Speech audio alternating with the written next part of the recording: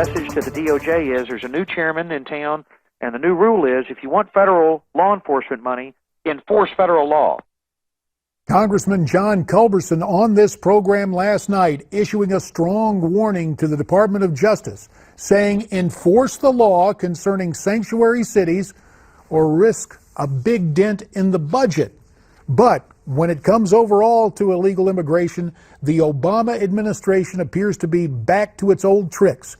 According to numerous reports, President Obama has reinstated the catch and release policy for illegal aliens.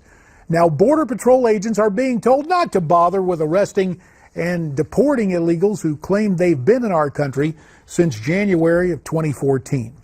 For more on this troubling development, we welcome in Jessica Vaughan, Director of Policy Studies at the Center for Immigration Studies. She's Skyping in from Washington. And from our Newsmax TV newsroom, former Congressional Chief of Staff Glen Downs. We appreciate your time tonight. And Jessica, your reaction to a renewal of catch and release from the Obama administration. Well, this is stunning. Border Patrol agents are told not to process people that they catch unless they actually see them physically cross the border. They're not even trying to enforce the law or even put any pretense of enforcing the law now. It's absolutely a crazy, reckless policy, but you know, and like putting up a white flag to illegal immigration. It makes no sense at all. Glenn, you spent a lot of time on Capitol Hill as a chief of staff. I was there as a member of Congress. The sad fact is there are a lot of members of Congress who are happy to be rolled on this issue. Do you think what happened recently was new Speaker Ryan agreeing to the president's spending priorities just emboldened Mr. Obama to continue down this path? Well, no question about it. Listen, not only are they not enforcing the rule of law here, the Justice Department is still threatening to withhold funds, say, from local sheriff's departments and local cities that won't accept sanctuary city status. So not much has changed, and it's not a good direction. Jessica, what should be done now? Obviously, you and others are bringing attention to this, but in a perfect world, what would happen for the president and his aides to cease and desist in their assistance to illegals? Well, Congress ought to be stepping in because this is Congress's authority to write immigration laws, and they have the power of the purse, and they ought to be using it. They could pass legislation.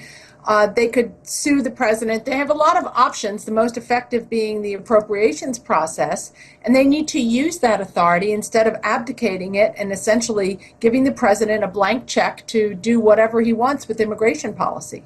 Glen Downs, we heard John Culberson, one of the Appropriations Subcommittee chairs, grabbing the purse strings.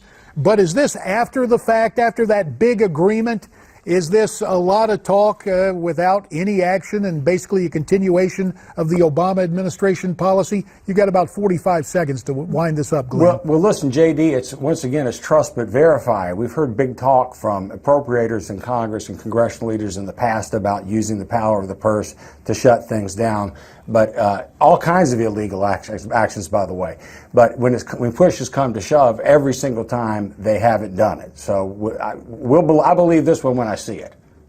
Glenn, you and I on the Hill, Jessica, you working on this issue. There is nothing more frustrating than to see members of both parties from both these branches of government, the legislative and executive, basically rolling over to let illegal immigration continue. And when you take a look at where we are now, almost a decade and a half past 9/11, in fact, a decade and a half past it, and we still haven't secured our border. It is horrific. We thank you both for taking time to shed light again on this horrendous subject. And once you shed the light, maybe we can turn up the heat on people in Washington. Our thanks to you both.